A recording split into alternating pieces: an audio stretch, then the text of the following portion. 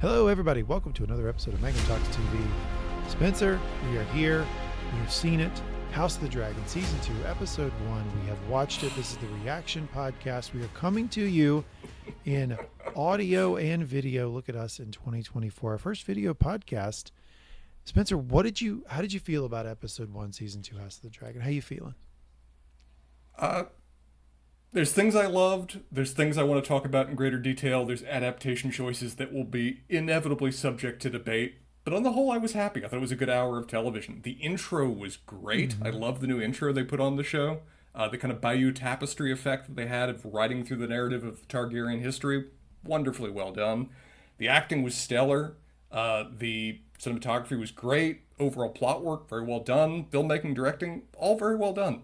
I think the major complaints I have are going to be overarching from the season of where they've made a foundational adaptation choice in trying to make everyone likable for as long as possible, and I think that's hindering their ability to fit some of the most powerful moments of the narrative. One of which we got this episode in the form of Blood and Cheese, and I felt like they got about 1/3 as far as they should have for how vile that scene is supposed to be. Yeah, so the reaction pod is supposed to be how we feel, right? How are we feeling? We haven't intellectualized it yet. We haven't spent the week breaking it down. By the way, Of course, check it now, out. on the fly. Check this out. My House of the Dragon. Oh, beautiful. Well done. My House of the Looks like, Dragon looks like House of the Dragon a la Star Wars. hoodie right here. I got my House of the Dragon hoodie repping for it. It's exciting. It's Westeros Day, Spencer. We're back. We're so back. I'm so excited. Yeah, the reaction pod is for our feelings, right? My feelings on this episode, the first thing that was kind of flashing through my brain 20, 30 minutes into it was, okay, this is why we love this series, right? Like, we have had It hit a lot of the notes. we've had a run of some pretty mediocre television coming on in the last, between like midway through 2023 till now.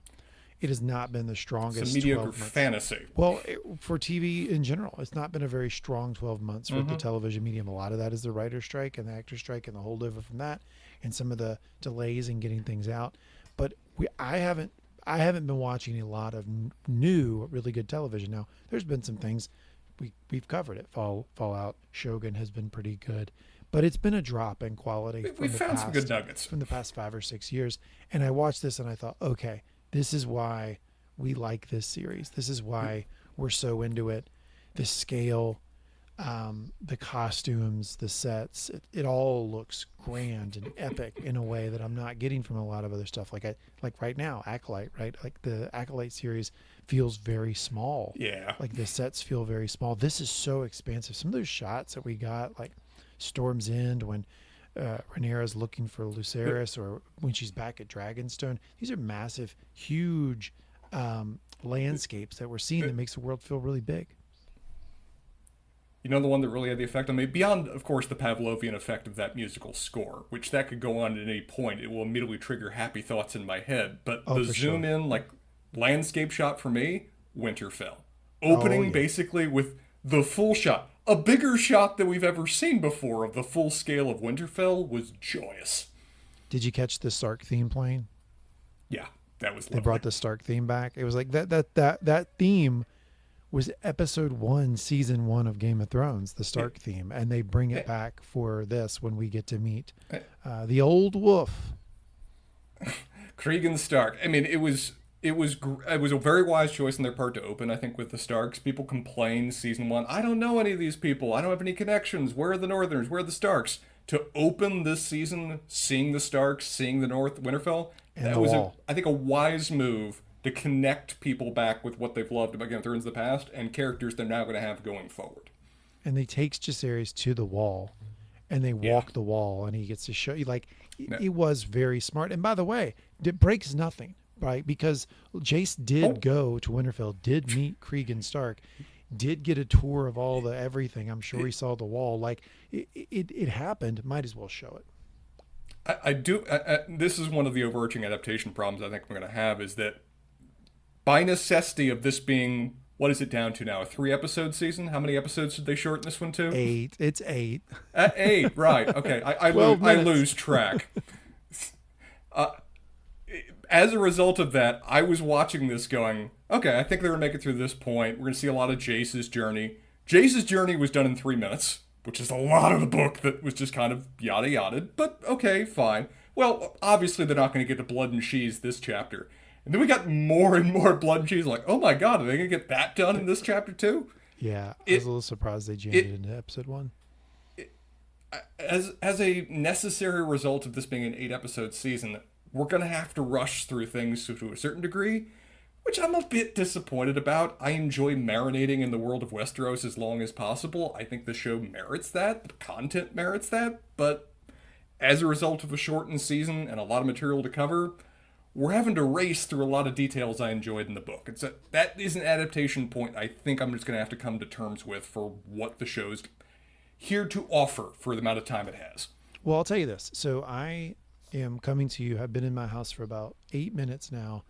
I was traveling back from St. Lucia. I was in St. Lucia for the week, so that was fun. I was traveling Podcast back. professional here. That's right. Had to right. Watch the episode in the car driving here from the airport, and I'll tell you this. On the plane ride back, so I had a 4 or 5 hour plane ride today. I reread the entire Dance of the Dragons part of Fire and Blood. So I had Fire and Blood out, and I reread the whole Dance of the Dragon section.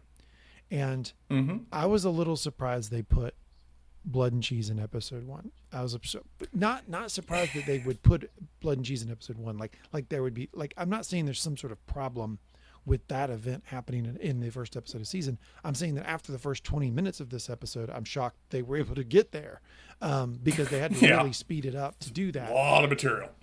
But I did have the thought, there's a lot of stuff in Fire and Blood. There has got to be, whenever you're adapting Martin's material, you've got to go, okay, we can't do because when you're reading Fire and Blood, it's like, okay, Lord Celtigar abdicated the Master of Coin to Lord Staunton, and then Lord Staunton did to Lord Beesbury, and Lord Beesbury held it for 30 years, and then so-and-so, and then this one, and then Tywin Lannister, and by the way, that he has a twin, Jason Lannister, and they do this, and they do that, and he spirals, like George spirals, and I think that's, we've seen that with like his writing style, his writing pace. He will spiral in details.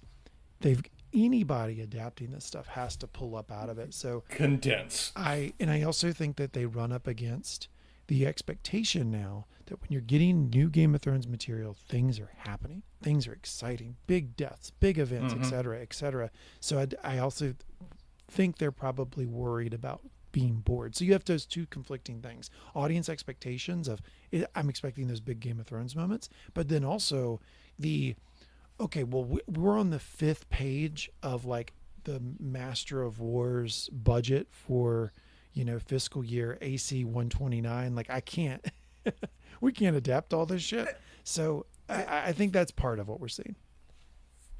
And I understand that fully. I also respond with my favorite moments in the original Game of Thrones were two people sitting in a room talking about their marriage. I don't need much action. You give me quality writing and well-structured characters, I'm going to be entertained if they're reading the back of a cereal box. So I'm very, very fine and very, very fond of them taking their time and allowing this to grow and going into the detail to a certain degree. Not George-level detail. Fire and Blood, that I also originally read on a plane and still mostly just read on a plane, is dry at times for the sheer amount of history they go into. They can't do that.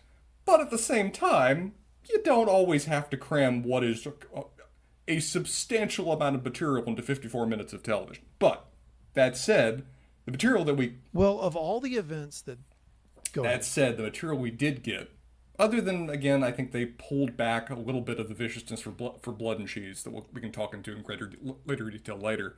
But what we did get was very well filmed, was very well delivered, and had some very good acting from the characters. I mean, the actress who plays Rhaenyra is already doing a great job in her agony that she's spending most of this episode in. Yeah. So what I was gonna say is that I think, I'm kind of torn on that because, like, I think you probably recognize that while your favorite moments of Game of Thrones was like season 1 and a couple people sitting around talking, 100%. Most people's favorite moments of Game of Thrones were the moments that they built to, where, okay, there are people sitting around talking, and that all built to, Ned Stark's death, or that all built to Hardhome or whatever.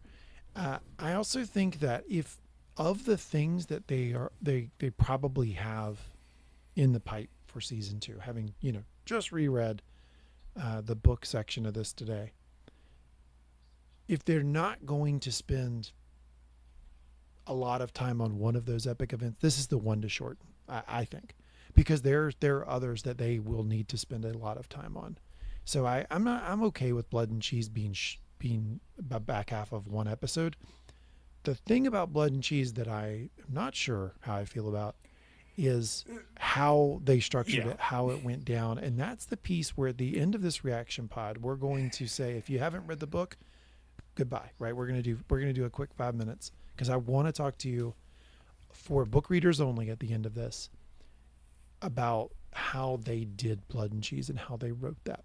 But before we get there, one more thing we have to talk about in this reaction pod, because it obviously made us both feel some kind of way, and all of the fans feel some kind of way. How are we feeling about the fact that the good Queen Alicent is having an affair with Sir Kristen Cole? The rumors were all true. That, sir? What a reveal. I mean, it shows that the way to manipulate Kristen Cole is very, very direct, very simple. It has been applied by other people, can continue working going forward. Doesn't look good for him. Doesn't look good at all. It leads to a house theory that the reason there weren't any guards was because Kristen Cole was banging the Queen, and he sent off all the other guards so that no one would notice. And it was his job as the Lord Commander to defend the hallways, and instead he was offering up a certain boon to the elder Lady Queen herself.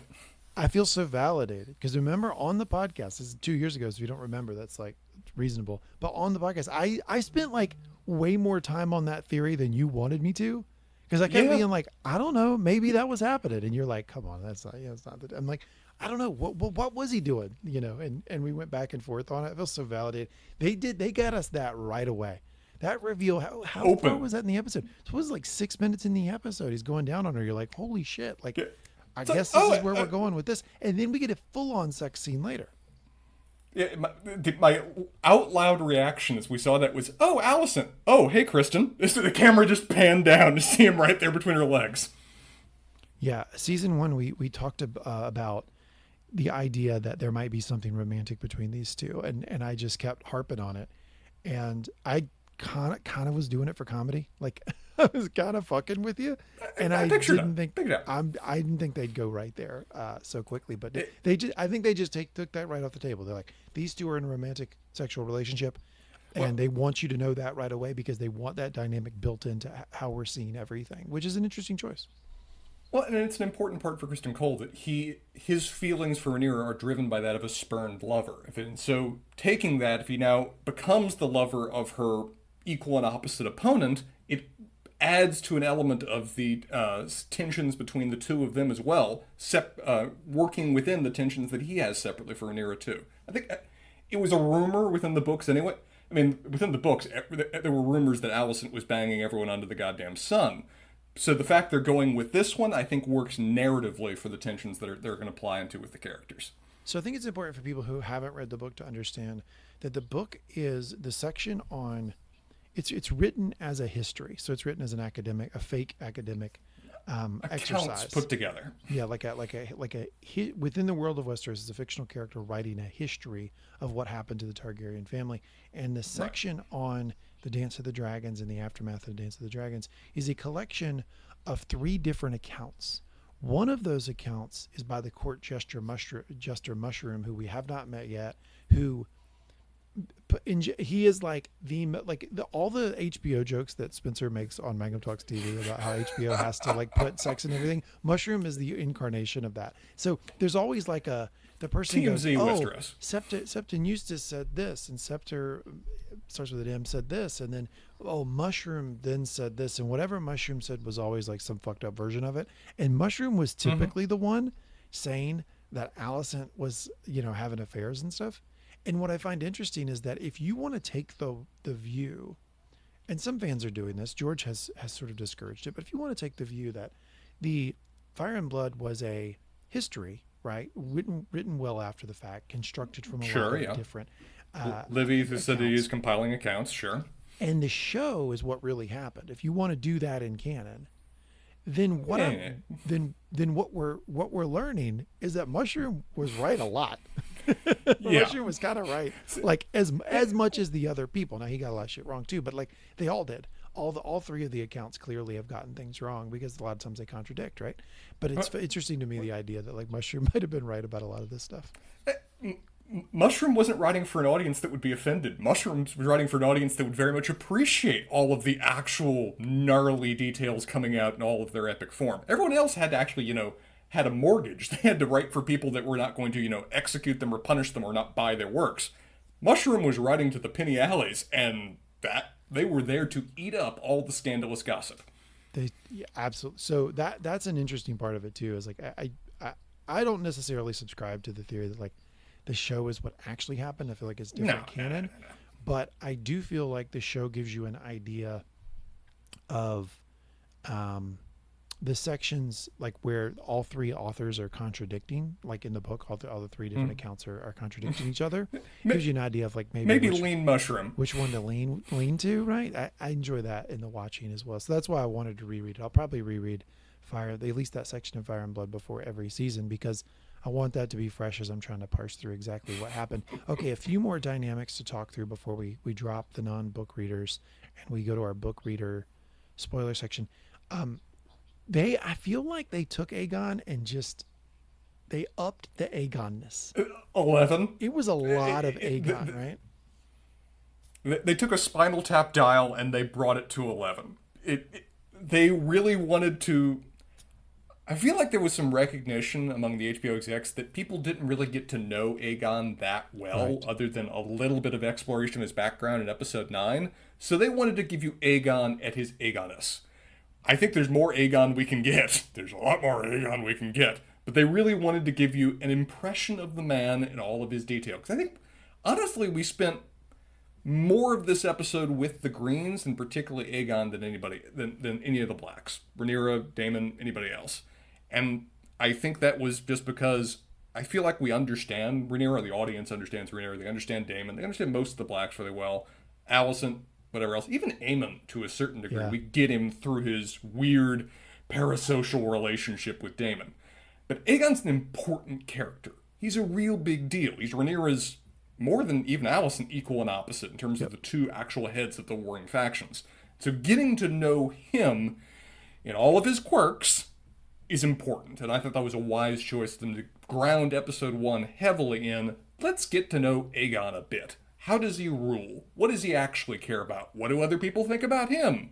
Understand the character now, as we're going to need to going forward. That's been a big surprise for me in how they've constructed the show, and especially how they've marketed the show, is they've kind of marketed it as Alicent versus Rhaenyra.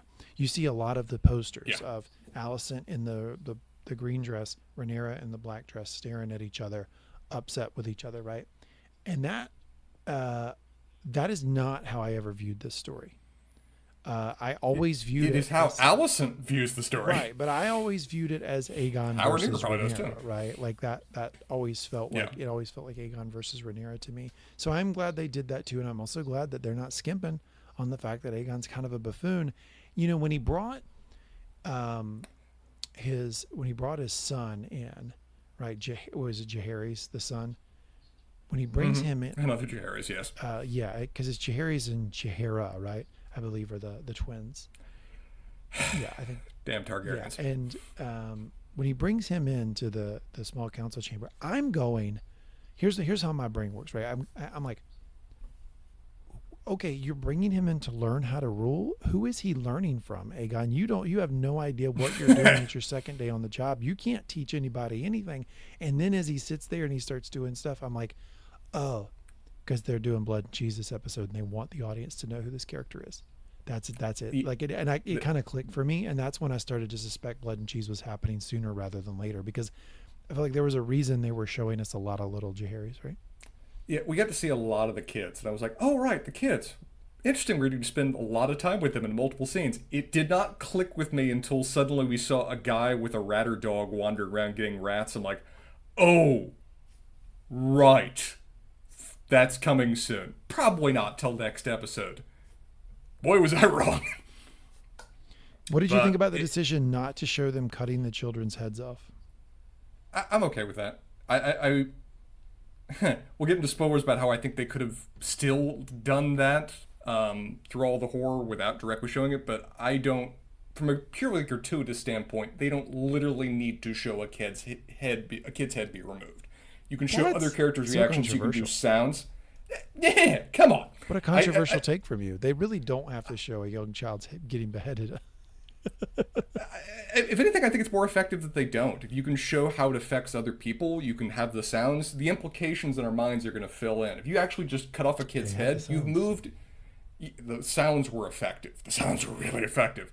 If you just move into the genre instead of just having a kid's head be cut off and you dangle in front, I actually take it less seriously than if you do the sounds and you do the build up and you do the characters suffering from the moment. Because otherwise you're just moving into the genre of slasher horror, and that to me almost by its nature becomes more camp. So I think it's okay to tell folks who've not read the book that Jaharis is killed in the book. I won't tell you how, but he is killed in the book. Differently. But one of the things that's different, and this again doesn't really spoil plot, is that he's killed with one swoop, one cut of the sword, right? And so I feel like from a production standpoint, like if you could show that kid getting his head cut off, if it was one blow, I think you can do that. Think Vayman last episode, right, or last season, right, when Vayman got his head cut off. Vayman, I feel like you can do that and it not go into the genre you're talking about of just outright gore where you take it less seriously. The sawing, which is what we got. I'm with you there. If you're going to do that, you probably don't need to show it on this level of show. I agree. 100%. Okay, one other thing I wanted to throw at you, a theory I developed as I watched the episode. So Larry's clearly knows that Allison's having sex with Sir Kristen Cole, right? And clearly doesn't like it. I'm right on this, right?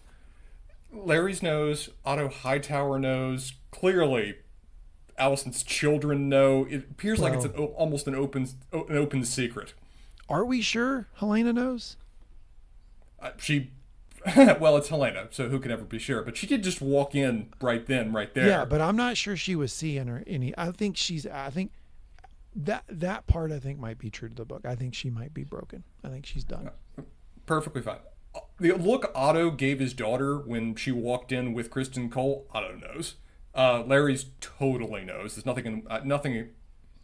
Larry's totally knows because the way he gave it, the way he put it to her, where he was just like, "Yeah, your maid says you were indisposed." Look, here's the thing: general rule: if somebody goes, I was trying to get a hold of you, but you were indisposed. They are accusing you of sleeping with somebody. Like that word is only used in that context. I was going to ask you, in the English language, has indisposed been used ever outside the idea of, and so you were in bed and you weren't alone? Certainly not in the last couple hundred years. Like if you're hearing that, I'm indisposed right now. Clothes are off, things are happening. Yeah, that he was totally doing that with her, and I think that I don't think that I would be surprised if Otto ever confronts her about it. I think Larry's will continue to get more aggressive about it because he's jealous, right? He's upset about it. I think for Otto, it is adding to his frustration, annoyance. I don't think it progresses to this level of outright disappointment that, like, say, a Tywin has for his characters. But I think he's aware of it and not going to talk about it. But is frustrated with his daughter that she's engaging in those kind of distracting liaisons. I feel a big parallel between Varys in Game of Thrones and what we're seeing with Otto, right? Because when Varys was first operating in the first couple of seasons, I thought, man, this guy's really good, but I don't like him. He's a villain. I don't like how he operates. I don't trust the guy. But then he increasingly started to be pushed out of the inner circle, right? And he found himself just on the other side of power. And as the more that happened, the more I liked him. And it's kind of happening with Otto, where Otto's finding himself outside of the mainstream of what's going on in the Red Keep right now, right? He's increasingly kind of ostracized. And the more he's getting ostracized, the more I'm sympathetic with Otto. Interesting. I wasn't expecting to hear you say episode 1 in that you were sympathizing with Otto Hightower, but look at me be surprised again. I'll tell you, since we recorded last, obviously it's been almost 2 years since the end of the last season. Reread now twice Fire and Blood, and a little more sympathetic to the Greens. I don't think you're going to get. Otto comes across from me well this season. This season, you're not going to get quite as pro-black from me as you did last season. We'll see how long that holds.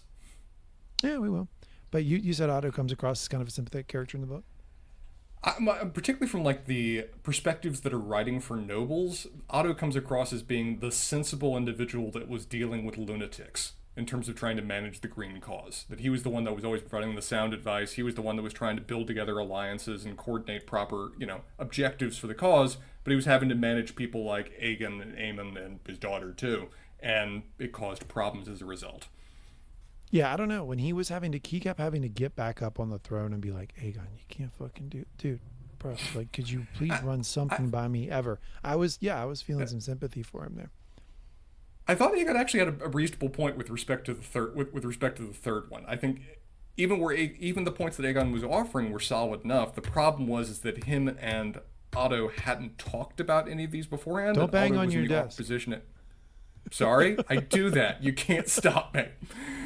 I think it's a mistake that Aegon is up so far removed from having people immediately at his side to offer advice and guidance. So it's leading to an unnecessary contradiction. I thought Aegon actually came across rather well in a lot of those conversations. I think the problem was that he hadn't consulted with Otto, or Otto hadn't consulted with him before he was just put up on the throne. Well, I certainly wouldn't put that on Otto, right? Because I didn't get the impression Otto was itching for him to go out and start holding court right now. This seemed to be something Aegon wanted to do, which kind of came out in the discussion with Alicent and Otto, where they were like he's kind of into it right now, so he's really jonesing to do a lot of this stuff, but he probably won't be doing it forever. And Otto did seem like very excited to, as my cat joins the podcast. Hello, everybody. Otto did seem very, very excited for him to be done, right, and to stop doing that. But you're right. I mean, I think a lot of it was a flow of information between the Hand and the King. For instance, like the third person, I believe what they were asking for was prepayment on some of the smithing. And by the way, did you catch the name of the person who was asking? Cute, yeah. That's going to come up later. Yeah, so he was just asking for prepayment. Now, if Otto has a problem with that, there should be some underlying reason about the flow of the treasury that everybody would know why there's a problem with that, right? Like if there's some reason they can't pay in advance, then that reason would be systemic in how the flow of the treasury funds come, and it would be something that should be kind of known by everybody. So kind of fleshing out your point here, which is like, this seems to be like they're not on the same page because they're not operating with the same sheet music. And the problem is, I don't know how you get Aegon on the same set of sheet music, because like the type of, if he's just holding court, the range of questions that he can be asked is pretty vast. Broad. And if he wants to be able to answer them without asking Otto for help as he goes, then he's going to have to sit and learn a lot of shit. And I don't know how you do that when in his free time, he's just got his boys in the throne room. He's just getting drunk talking about his genitals. Well, that is perfectly legitimate. Aegon is not necessarily the ideal person to represent the views he apparently wants to offer. However, I think a couple problems here. One, I think Otto is not used to actually dealing with a king that wants to govern, because he was dealing previously with Viserys, who was... How long was Viserys not even able to sit the throne from a health standpoint? Years? So, in the book, I think it's about 15, maybe 13 years that he can't do that. In the show, it almost seemed longer. So Otto has not been in a situation where he has to provide a pamphlet of information about what policy decisions are, provide any guidance, provide any advance notice. So there's maybe a certain degree of just practical experience difficulties, and he's not used to actually having a king want to be able to make these decisions and meet with people. I think Otto's also not used to somebody that actually is concerned about what the lowborn, what the common people of Westeros care about. And the fact that Aegon was speaking of, we actually need to actually get some of the lowborn on our side and make some question whether it's legitimate, question whether he's actually be dedicated to that cause or not. Fair, absolutely. But I also think there's a certain element of, I don't think Otto gives a crap, and the fact that Aegon was expressing those kind of views, I think caught him off guard to a certain degree. It felt very not genuine. Performative? He was like, yeah, because he was like, well, can we just do it for this one guy because he's here in What? front of me? And What? like What's the? basically I want this one guy to like me in this moment. I'm not as concerned about like doing the right thing. I just like I'm talking to a person that I want to tell me I'm a good king. Like that felt very like Joffrey on a good day, or maybe like Tommen, where it was very surface level of like What? I just want to make this person in front of me happy. 100% agree. I would say the point of these is to be performative. The point of these is to do big decisions that then are reported back. But as Otto pointed out to him, yes, that's the point of these. So they're going to be reported back. You can't make a decision that's going to have then overarching inevitable effect. You need to think about this. But making performative decisions, and I think the one he made with respect to the Smiths is actually probably a smart call in a wartime setting to get the Smiths and the guilds on your side and see that you're defending their interests. I think that has value. It's even a performance piece. Whether Aegon cares long term and is going to keep these going or loses interest the way Alicent and Otto are talking about stands to be seen. I presume they're right. I All right. have reason to presume that they're right, but Do you want to end our discussion here and then switch to folks who've read the book? so Okay, so if you have not read the book, you can drop now. Thank you. Come back because we will be back with you on Wednesday for our full recap, right? Our full recap of the episode. That'll be the big, long one where we break down each individual scene. So if you want to live in this world a little bit more, talk a little bit more extensively about what you saw in episode 1, join us on Wednesday for the full recap podcast. And now we will switch to folks who are only have read the book, right? Only know where this story are going. All right. Now we are with book only people. I really would have wished we got more time with Jace and seeing his adventures, being awkwardly hit on by Lady Arryn, seeing him be buddies with Cregan Stark and explore the North and spend some time actually up there. I wish we'd actually gotten a good 10 minutes on his multi-stop journey going to the Vale, going to White Harbor, going up to Winterfell. Those are some fun moments to describe in the book, and I was kind of disappointed they so heavily shortened that. It's an easy thing to shorten, but I thought he did like maybe 4 stops. He did a lot of stops, and in each one, like they got progressively harder. It felt like, and then when he gets to Winterfell, there's this like whole discussion around did he take a mistress there or not. So there was a lot going on in the canon that they didn't show here. There was horse trading in Winterfell too. He had to offer things. He had to promise things. There were things offered to the Starks, the Targaryen princess included. The Starks are going to honor their vows, but Cregan Stark's also going to play his hand to get some advantages here too. And this just implies that he was like, no, of course we're going to send help. I just can't send it right now because, winter. But here, have 2,000 winter wolves. Don't worry, they're awesome.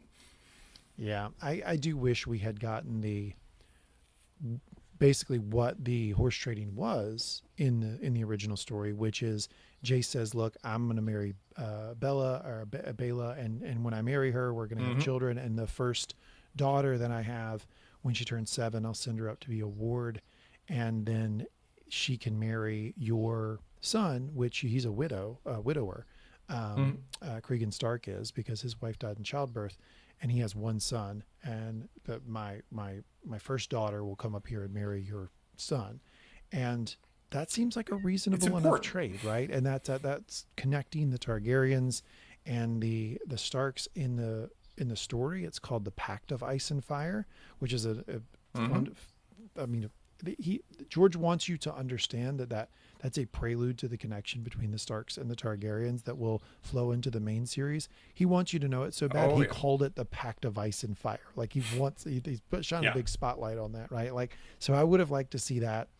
And I agree with you. I think the Lady Arryn part would have been pretty funny too. From a comedy standpoint, yeah. I mean, I was hoping to see a bit more of his journeys because it's important to flesh out his character and his role as Rhaenyra's heir, and getting to see him involved in negotiating with lords, having his own journeys, having his own character growth driven by those, and see that so heavily shortened. It again says that this isn't his story. This isn't anyone's story other than Alicent and Rhaenyra, and everybody else is just kind of orbiting around them. And I think they've indicated that in the marketing. We've seen it in the storytelling. That's just how they want to frame this. Yeah, I mean they did interject some Aegon, which we talked about, right? But I do think there's still we've got a lot of Alicent this episode, a whole lot of Alicent this episode. I also want to talk before we break on the decision to change the blood and cheese moment. So it seemed to me that they changed also the moment where Aemon kills Lucerys, and they made it more good intentions, Accidental, kind of unintentional. yeah, sort of bumbling, Things got out of control. making mistakes, not, sort of tripping over myself and just happened to have done this. Nobody really planned it and it just occurred. Same kind of thing with Blood and Cheese, where it seems like Rhaenyra's not involved at all in this planning. Damon's doing it on the fly, wants to just kill Aemon, which, by the way, Rhaenyra says, I want Aemon, right? But like, they're not discussing like that this is going to happen tomorrow or anything. Didn't say murder him Right. necessarily. Yeah. And then it doesn't work with Aemon, and they just sort of bumble their way into killing Jaehaerys. Well, I think the implication was that Aemon indicated off screen of, well, what happens if we can't find Aemon? And Damon gets a little smile on his face, and I think he said then a son for a son. If you can't get him, get somebody else. Yep. So I think that, I don't think it was just they worked on completely their own initiative, but to describe what happens in the books, Blood and Cheese professional rat catcher with an adorable dog, and I like that they literally had him kick the dog to remind you he's a bad guy. Literally kick the dog. Well, and also it was an immediate shot. It was an immediate moment of seeing how shit rolls downhill. He just got bullied. He kicked the dog. Like, it all happened in about 15 seconds. Bully his adorable little terrier. Blood in the book, I think it's actually a butcher that was a former guard that lost his job, but here they just make him a guard, whatever. But I think he also like hurt a prostitute or something to get in trouble, but incidental. He did beat a prostitute. That did happen. Sex worker, as we call her. In the book, they're intentionally sent to kill Helena's children. Nothing about Aemon. That is, again, trying to provide some measure of either sympathy or direction in the context of the show. They get there. Aemon, Helena is with Alicent. He's in her room, so both of them are kind of like kept hostage and made to watch as they force Helena to pick between her two sons. Focus on sons here rather than son-daughter. I think they've reduced the amount of children he has. She picks one, the youngest. They go over to the youngest, explain to him as much as they can to a young kid, your mom just picked you to die. And then they leave him alone and kill the actual heir. Just so it makes very clear that the one surviving one knows his mom picked him to die, and the heir of the realm just died. Helena's utterly broken. Alicent is made to watch all of this too. Blood and Cheese are evil sons of bitches in all sense of the word.